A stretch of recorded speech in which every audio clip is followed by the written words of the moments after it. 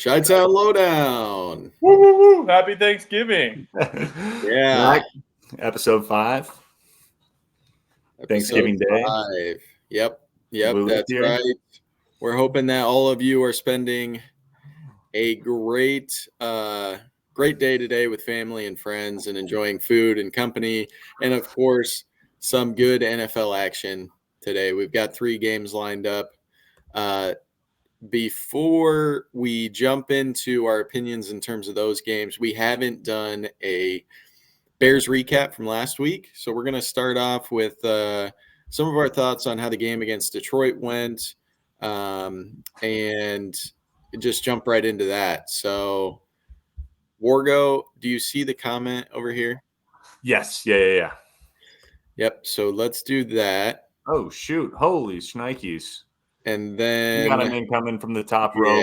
We're adding Luke live. Let's go. Luke is in live. All right. Yeah. So Luke, I was just saying, we're going to go ahead and jump into the recap of the Bears game last week in Detroit.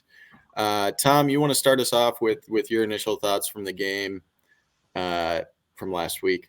I enjoyed watching the game. It wasn't I thought they played well for 3.5 quarters. Yeah. Looked very well, good. In terms of Justin Fields, I felt like he was accurate. He ran the ball a lot, and he threw it when he could have ran, which was a big deal in my opinion. He was hitting his receivers. We were converting on third down, running and passing. And then our defense, we had 3 takeaways. It was a gut wrench when we lost that game. Yeah. And Wargo, to build on that, I feel like, maybe you think the Bears played well like Tom did, but we still ended up losing the game. What do you attribute the loss to in terms of the play that we saw in the field from the Bears? It wasn't necessarily a bad play, but still we didn't come away with a win. So what do you think happened? I feel like you already know what I'm going to say because I was probably complaining about it live when it happened. Our defense has traditionally been strong. That's a great Lions team. I forget who it was. I want to say it was maybe Brisker was doing his press media coverage, and he had just said once we saw Justin do that, we thought the game was over, and we ended up kicking a field goal on that drive that he was referring to, and that was when we ran on 3rd and 7 with Khalil Herbert, which is another takeaway where I was just watching that live. Obviously, if it would have worked right, it would have been great. But I'm pretty sure they like the box. I haven't watched that specific play again just because I watched just the handoff and the run from 5 yards from behind the line, and I was just like, whoa, he just straight handed the ball off to Khalil right there. That's insane. But when it happened live, I was like, okay, I was just trying to make a case for it. Are we running out of time? What is it that we're doing here? Are we not wanting to throw an interception? Do we not believe in Justin down the line? Which these games going forward are to figure out what we have in Justin. So, a lot of people have complained about taking the ball out of his hands in that instance. And I agree. That was pretty poor move by us, in my opinion. But the defense as a whole, Jalen Johnson missing that pick 6, that hurts. A couple other drops, bad performance by the defense down the stretch. We let them score there. Sorry, go ahead. No, I was going to say, you want to add something there? Yeah, we let them score. There's 4 minutes left, and they just are they're moving the ball, but not anything crazy, But then they hit Brown on a corner for 30 yards in the end zone. That was a killer. You can't let that happen. I think that was Jameson Williams. But okay. Yes, that was a play that can't happen for sure. Yeah, that was where I was like, okay, that took not enough time. Yeah. And also, side note, was great seeing that Equinemius St. Brown is still a Bear. Yeah, 3 brothers played that game. How many targets has he got this year? Yeah, So good. not a lot. I'm not. You know, he did make some good catches Oh yeah, on no, Sunday, so yeah. it was good. It was good to see that. Luke, do you want to jump in with any of your thoughts on the game? Mine are brief because I spent a majority of that game fighting with the stream to get it to come in. Oh, Clearly. brutal. Streamy. The last thing I saw was us going up by, I think it was 12. Yeah. With like 5 minutes left. You got to flirt with some of the other links there. That's what I figured. So when I finally had that issue, I was like, okay, well, we got it sealed at least. Wrong.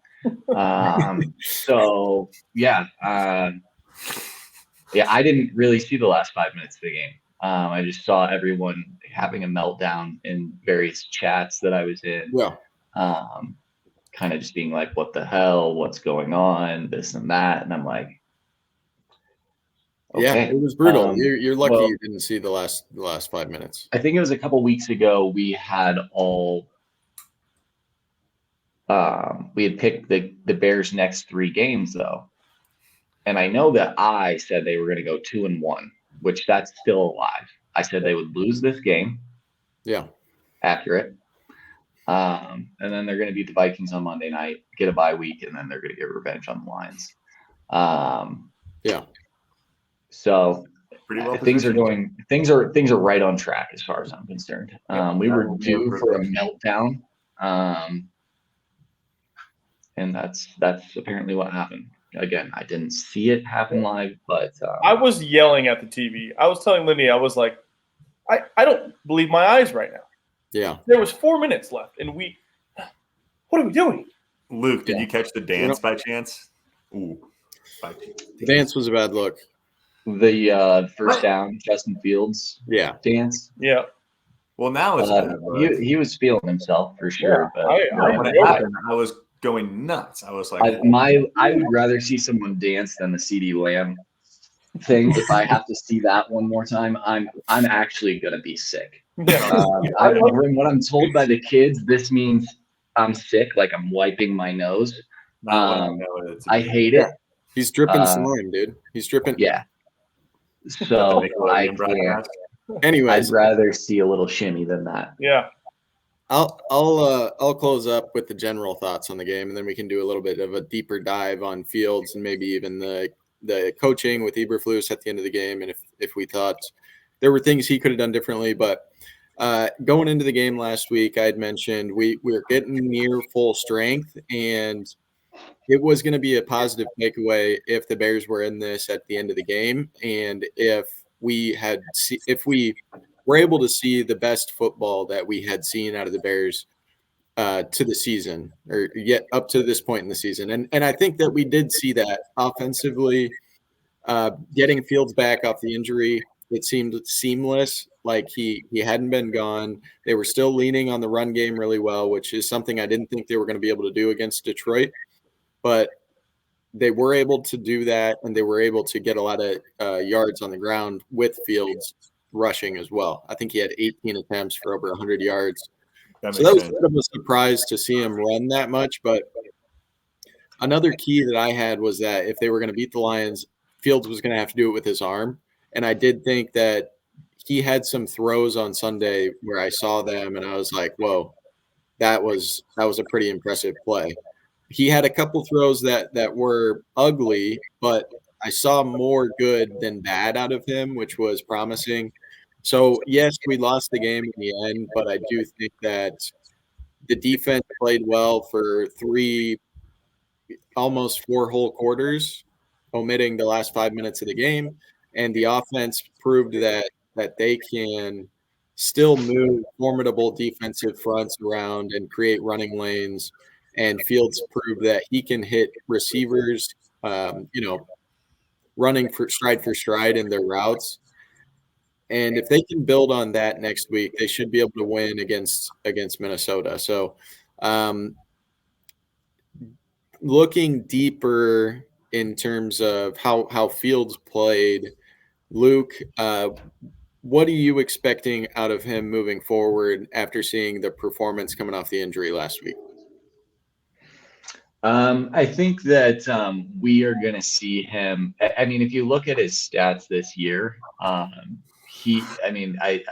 got to believe this is statistically his best year thus far. And he seems to be one thing that I've noticed this year with him. Granted, he did just come back from an injury, but when he is using his legs now, at a couple of years ago, it was like watching RG 3.2. It was like this guy does not know how to protect himself. He's every time he would run the ball, he would get annihilated. Like to see that he seems to be getting a better grasp on how to protect himself, which is super important. Did you see some Lion guys going for like late hits on him? I feel like I saw a lot of guys fall on top of him, like linemen and stuff, just like belly flop on him after he like slid or something. I feel like I noticed that a few times. I noticed that on a couple plays as well, which Hutchinson trying to take his head off on one. If they do that on a less mobile quarterback, I think flags are drawn more quickly. But for him, he doesn't get the runner out in those situations, unfortunately. Right. That's what I mean. I figured that they were calling him a runner, but I don't know. I didn't mean to cut you off, Luke. But you're good. You're good. To finish off that thought, I was just going to say, I think that he most likely finishes as kind of like a bright spot for this team. Obviously, like he's our most talented player at playing the most important position. But I think that through the remainder of the year, I don't think anybody's going to be going, okay, this is the area that we need to fix going into the offseason. I see him continuing to play well enough. There's obviously still room for improvement, but I think that he's shown enough this year, at least for me. And I think I've been a little bit harder on him up until this point than a lot of people have, in not being convinced that like this is the guy. But for me, it's really about the contract that's in place. Don't pay this guy in the offseason. We've got another year on the rookie deal next year. Utilize that. And I'm not saying don't ever pay him. He's got a year and a half to prove that he should get paid. But let's take advantage of this contract and allow him to continue to grow and prove himself even further. And I think I like where he's at right now. So, Coach Wargs. So I got a few things to piggyback on, and you're going to have to repeat the question as well. But on that point, Luke, would you look at like drafting a quarterback, maybe like second, third round to like play behind Fields and then just have like a very competent backup? Or do you just want to go ahead with Bajent there and then just continue to build in other places like offensive tackle maybe, or, whatever it is? Well, I think at the moment our third string is Peterman, unless that changed. I don't have an issue with the Bears drafting a quarterback late in the draft. Like Cam Rising type, hasn't played this year for Utah, but I love that guy. Great flow. He'd be good in Chicago. I can see that. And gritty dude. You'd want to have guys like that on the roster. So I'm not going to be someone who's like, oh, they drafted a quarterback in the 6th or 7th round. Like, what's this mean? It means that we needed a third stringer that can come in and potentially have a chance to make a roster. But you don't want to spend up to like a second or third round on it. No, I don't think so. Great value in this year's draft, I would say. That's a good. Yeah, I mean, like, and there's always guys like that in the draft. There's always these quarterbacks that are just falls a little bit, but you might have to overpay for him for what we're looking to do with our offense. So it's not really. And I think that when you're a team that's really established and has a lot of depth in other areas, you have the luxury of being like, let's use a third rounder or a late second rounder on kind of a experimental type deal, someone that you think you might be able to develop. But we've got too many other needs. Like second and third rounders are incredibly valuable. You see guys every year at really important positions get drafted in that range. So we need to take advantage of every single one of those picks. If we're saying Fields is a starter, let's commit to that for the next year and make sure we're using those early round picks in areas that we need to grow and develop. Yeah. Okay. Sorry, go ahead, Jesse. I was just going to say I agree with that thought. Yeah. Wargo, what we were discussing was just if you want to throw out a couple thoughts on Fields, whether it's about the game coming off the injury or what you're expecting moving forward through the end of the season from him. Yeah, I've got thoughts on Fields, not in a bad way, but I feel like I can make my other point, still remember that when I come back to it. But I feel like the Bears can't have little mistakes. And I started thinking about this when you were talking about how the defense played bad in the last 5 minutes of the game. Like, yeah, but that Jalen Johnson missed interception that was going into halftime, pretty close to halftime, if I recall correctly, or maybe even at the end of the first quarter. But it's just like that. So that happening then, it's like, well, yeah, it was a little thing. And I feel like other teams can have little things go wrong and like small little hiccups here and there, and they can still win football games. Like, I feel like when we have little things go wrong, it's like there's so many little things to point to where it's like, oh, well, there, could have won it there. If we would have done this. Especially when you're playing the Lions. There. What's that, Tom? Especially when you're playing the Lions. I mean. Well, for sure. Yeah, I mean, that's a game that you can't have any mistakes in. That's a good point. That's a fair point. And yeah, we just got screwed.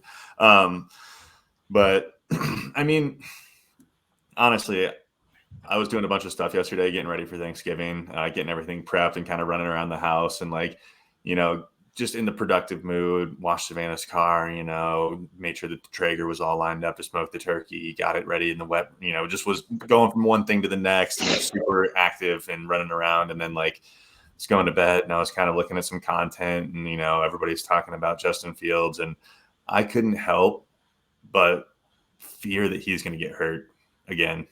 I don't know. I don't want to put bad juju on him, but I could just see something just happening where because I mean, those guys, people were just in that Lions game, I feel like almost like the defense was trying to hurt him. And it's a crazy thing to accuse a team of, but guys were just literally just sumo flopping on top of him after plays. And I don't know. I think it was a bad look for the Lions defense there. And just as far as a mobile quarterback goes, I mean, gosh, it just scares me. It scares me every time he runs, to be honest. Every time I see him get tackled by a defender, or he's going to take a hit, I'm just nervous. And that's not the case because I feel like there's been stuff with DJ Moore where DJ Moore's fighting for additional yards and he's getting hung up by a couple defenders around his ankles. And I'm like, dude, get to the ground. And then he slides right underneath the defender's pads who's coming in to kill him. He just gets a little bit lower and gets underneath of him. And I feel like Fields just wears some brutal hits, man, and just makes me so scared all the time. So, I mean, I really hope to God that we get to see a great performance, but I just feel like we're not blessed in Chicago and we just get screwed, so often. And I just could see this happening and I'd be so sad if it did. And I can just see myself being that sad, that sad Sirianni. We did not see sad Sirianni. So hopefully we're not going to see sad Wargi, but yeah. To just button that up, I'd say, I think with any organization that has a quarterback that fits a similar description to Fields, that's just always something that's going to be in the back of your mind. Watching the Ravens game with Lamar. I mean, he would be. And one thing about Lamar Jackson is he is one of the best in the league at avoiding hits. He gets right up in front of a defender and his body goes limp and he goes to the ground. And he gets underneath the hit by this much every play. Yeah. Well, that's just an awareness thing and a maturity thing that he has learned through his time in the league. Fields hasn't had the opportunity to do that, and hopefully he will soon. To Luke's point, I have the last two games or whatever, last two games that Justin has played, he has been sliding more. He's been going down before he makes contact, even though the Lions were jumping all over him. But for sure. Yeah, I think, Justin has proved his case a couple times this year that he can be the starter in Chicago. I would love to see it just keep going, though. I need consistency before I, make him our starter for next year. And that's part of it. Staying healthy is definitely part of it. But yeah, that's part of being a mobile quarterback in this league. That's what makes me nervous. Also, is that he is running a lot, and that's just like a Cam Newton, Lamar Jackson. They're going to get hurt, and that's why we need to draft a quarterback late. Danny Dimes, Josh Allen 2.0. Yeah, but then Josh Allen, he's not getting hurt that much. I don't know. It's just it's just a factor. But I would just love the next couple games. I need to see consistency from him, just like he played the last couple games. But yeah, nope, I agree. Pretty good on. Moving on. The last thing we'll touch on the Bears game is the coaching that we saw at the end of the game. How much did that factor into the outcome? Maybe just like 45 seconds to a minute on this topic, everybody. I'll start because I'm fired up about how we played to lose at the end there. I mean, that was just like Morgan was saying earlier. We didn't trust Justin at all. We stopped playing like we were playing the whole game and ran it 3 times up the gut, trying to run off clock when Lions had timeouts. What was it, 12 seconds that we ran off? It's just, pass the ball. I mean, just play like you had been playing. Run the ball with Justin Fields. Get it outside. I can't believe that we did that in that crucial of a drive. And granted, maybe Eberflus was like, yeah, our defense is playing good, but they just let up a touchdown the drive before, and it's just. It was different than what we saw the previous week with us throwing to what was it, Darnell Mooney, right? Or was it Tyler Scott? No, it was Darnell Mooney. We threw to Scott this week. Yeah. But yeah, I mean, we were aggressive with our play calling down the stretch to seal it rather than. And I get it. We were up, and the likelihood of them coming back and score. It's just I just didn't like the play calling down the stretch. And, he's the defensive coach, and they just fell apart at the end. And I don't understand if that's just fatigue, if it's the coaching. But 4th and 1. Coach Eberflus can't be the coach next year. We need to hire an offensive coach. Was it – so when we kicked that field goal when it was the 4th and 1 that we elected to kick a field goal with, was that to go up 12 or was that to go up 9? 12. 12? Well, that was to make it a 2-possession game. 2-possession game, that would have been 9 then. Maybe. I don't know. We don't know. Okay. If it was 9, I like it more. If it was 12, I like it less. I spoke my opinion. Yeah. I don't know. I'll jump in here on the coaching. I think, Tom, you had mentioned a stat prior to us going live here about how teams that had the turnover differential as well as the time of possession differential that the Bears had on Sunday were undefeated going into those games. And then the Bears somehow squandered that and were the first team out of 40 and 48-0. 48-0. 48-0 with the 45 turnover differential and the time of possession differential. The Bears somehow found a way to break that pattern and lose that football game. And I don't think that you can attribute that to anybody else other than Coach Matt Eberflus.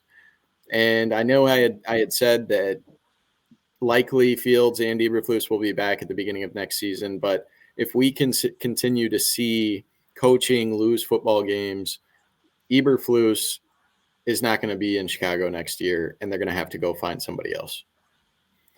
So I won't harp on it anymore, but I think coaching lost the Bears the game on Sunday.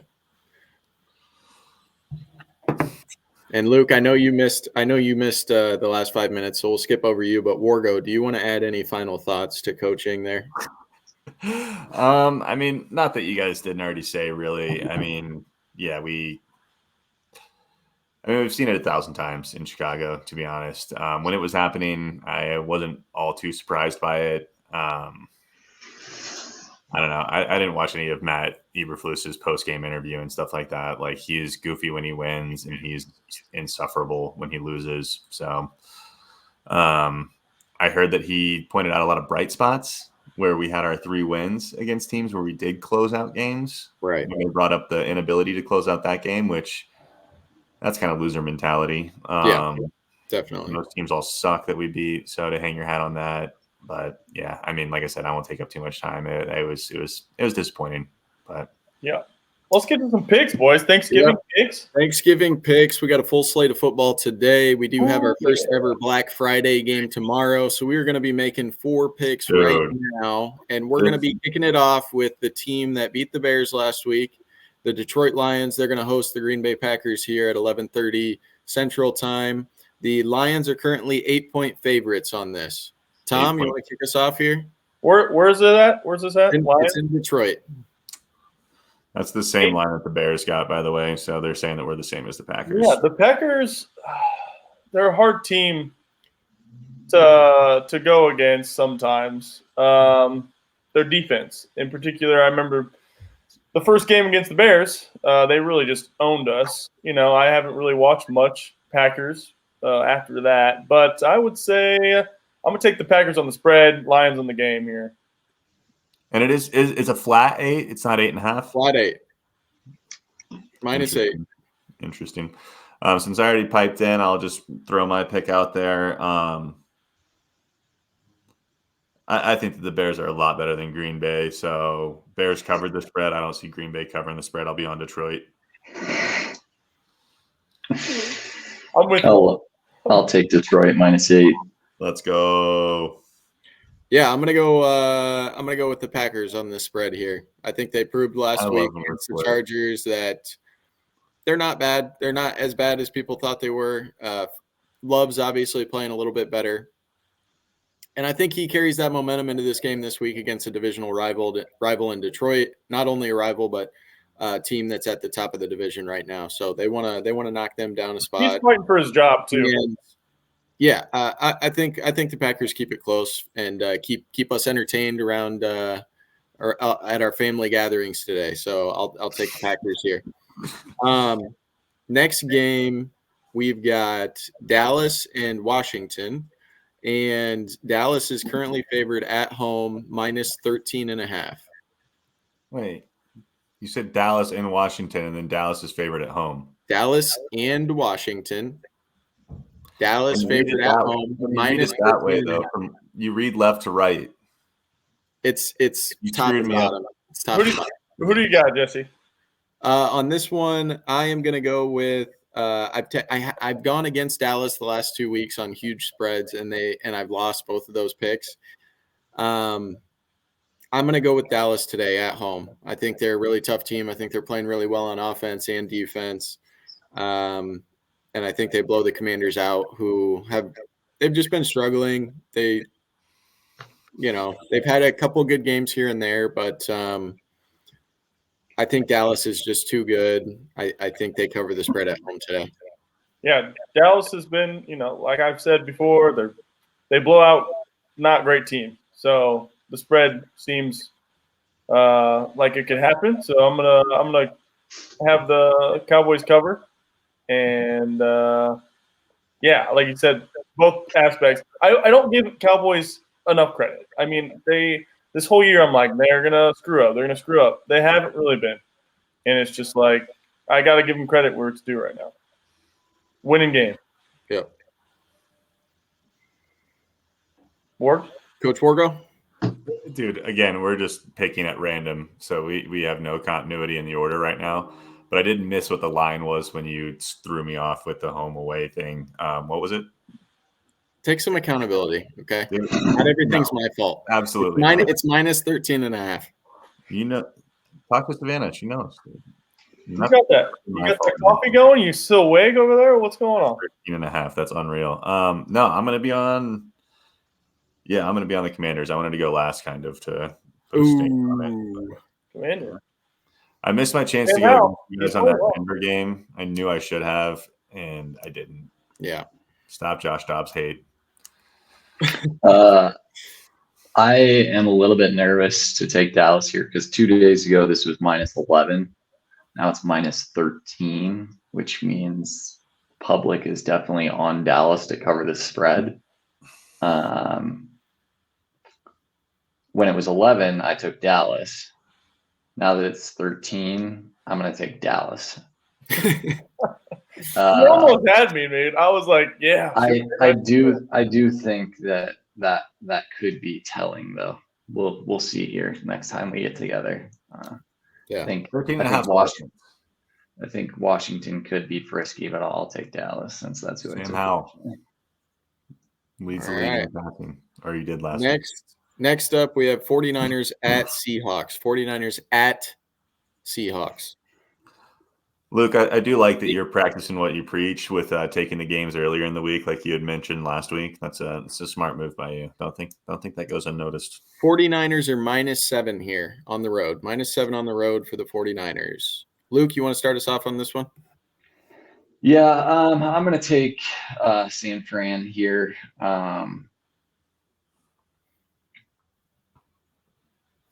like them. I like their entire roster. So Yeah. I think Seattle's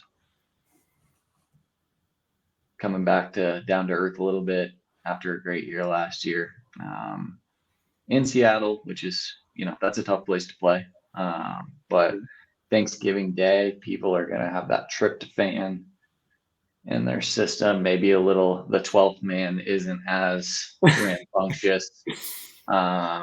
So give me San Fran -7. All right. Wargs. It's going to be it will be an electric environment there for Thanksgiving in Seattle. Wow, forgot how to talk for a sec. I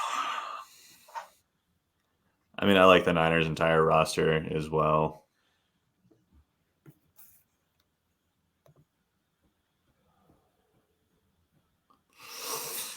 Kind of want to take Seattle, though. That sounds like more of a fun bet. I would take Seattle like money line even. That's probably pretty good value. I'll take Seattle to cover, sure. I like just taking the dogs. Yeah, that place is going to be rocking. Poor dog who's got to fight in his own backyard. Seattle's going to be rocking. But Geno Smith not playing great. Kenneth Walker hurt, possibly, right? I mean, oh, crap. Yeah, he's doubtful. So, yeah, I'm going 49ers here. Crap. Can I change my pick? I forgot Geno about Smith Kenneth might Walker. not play either, right? Did you say that, Tom? Kenneth Walker, right? Geno Smith might not play either, I don't think. Oh. Can I I change just my said he pick? wasn't playing well. Yeah, you can change your pick. You can go Wait, to this is insane, though. The line's still only -7 with Kenneth Walker and Geno. I think maybe Geno's expected to play, but Is he he's getting questionable. Zach Yeah. Charbonnet is no slouch. I'm changing it. Yeah, I mean, you're also forgetting the backup in Seattle is Drew Lock. So Swag. 49ers. Geno Smith listed questionable. Tracking toward playing. Okay. You know what? With that, I mean, right now, if you look at that division, the Seahawks are one game back of San Francisco. They're going to be fired up to play this game. It's in Seattle. It's a divisional matchup. I'm going to go with Seattle here. And that's why you let me change my pick. You can change it back if you want. I don't care. No, I'm not going to ride with you. I don't know. I went against I called Seattle a mediocre team last week, but now they're not. Now they're real. No, now they're a game back. Seattle's waking up today, baby. Ready to change their course. Well, now you're making me second guess myself. I mean, San Francisco is good, but they couldn't cover the spread on Tampa Bay last week. And I think Seattle's probably a little bit better than Tampa Bay. I'm gonna stick with my Seattle pick here. All right, and then we're gonna move on to the last pick of the day, which is not for today, but for tomorrow. Actually, first Black Friday game. That'll be exciting. So we've got the Dolphins traveling to New York to play the Jets. The Dolphins are -10. What would you say? Sorry. I'll start since I haven't gone first yet. Or no, I did go first. Wargo, you haven't gone first. I was trying to do the totals from last week. My bad. What's the spread again? No, you're good. It's Miami. Miami at New York Jets. Okay. Yep. And the Dolphins are -10 points. Ooh. We're in shambles here at the end. Sorry. No. Hey. I'm taking Miami -10. I'm just going to jump to the front of the line here. I can tell everybody's scrambling, looking at their notes. I'll take Miami -10. Okay. Jesse? Yeah, I like Miami -10 here as well. We've got a new quarterback coming in New York. Dolphins kind of played a mediocre game last week against the Raiders, and I think they play a little bit better this week. So I'm going to go with Dolphins to cover that spread in New York today or tomorrow. I'm going to go a little different here. And my theory is that Jets are going to rally behind their quarterback here, and their defense is going to play out of their mind. And I don't think the Dolphins play good at home? I don't know. Maybe I'm Rally thinking behind their quarterback, Zach Wilson. no. Tim Boyle. Oh, woo! Get on the train, baby. We're leaving. I saw a crazy stat, though. Just sorry, Tom, to jump in really quick. When Tim Boyle was the starting quarterback for the Detroit Lions last year, Amon-Ra had like one of the craziest 3 or 4 game stretches of any wide receiver in history. Wilson? So, what? Wilson. Yeah, no, Yeah. he was feeding. He feeds a weapon. So Yeah. Garrett Wilson may be poised to have a huge game. Tom, Yeah. sorry. I think the Dolphins are going to win the game, but they're not going to cover the spread or whatever. Yeah. Jets cover for Tom. All right. Garrett Wilson's on your fantasy team, right, Jesse? Yeah. Does anybody know what the Dolphins did last week? I don't. The Dolphins beat the Raiders by 7 points. The spread was 4. right. Yeah, 21 The Raiders covered against the Dolphins. The Raiders covered against Dolphins, dude. If Raiders they can are lead, we sneaky, can kill it. So I'm going to also take the Jets to cover. All right. There you have it. There are your picks, folks. This is the Thursday Thanksgiving edition of Chitown Lowdown. Do not forget to like and subscribe the video at the bottom. We will be back some point on Saturday to do a Sunday preview of the games, do a more in-depth look at the Chicago Bears playing. Records from last week. Shoot it at me fast. We didn't do records after my really good week. Why would we do records now? I was looking at the really good week. I was going to do both of them, actually. All right, go ahead. If you don't want to do your good week, we can just do this. Go ahead. Okay. So the first week we did picks. Jesse was 9-12. I was 5-12. Tom was 6-12. Luke was 6-12. All right, you guys are going to have to do the math because I'm not going to do it. Last week, Tom was 4-13. Jesse was 5-13. Luke 5-13. Ryan 6-13. Wow, we did bad last week, so hopefully we do well today, boys. We're on a We lot of should. different games. Last note for me: we should all thank our wives for letting us podcast on Thanksgiving. Hey, thanks, baby. I love you. Yeah. And Thank thanks to them for tuning in on the way to the family's house. It's going to be up and loaded soon. All right. So, Yeah. Well, I'll yeah. I'm not going to make someone listen to it. That'd be mean. All right, guys. All right. Thank you. Great show. Later, boys. Thank you. Happy Thanksgiving. Thank you. Thank you all. Happy Thanksgiving. Happy Thanksgiving.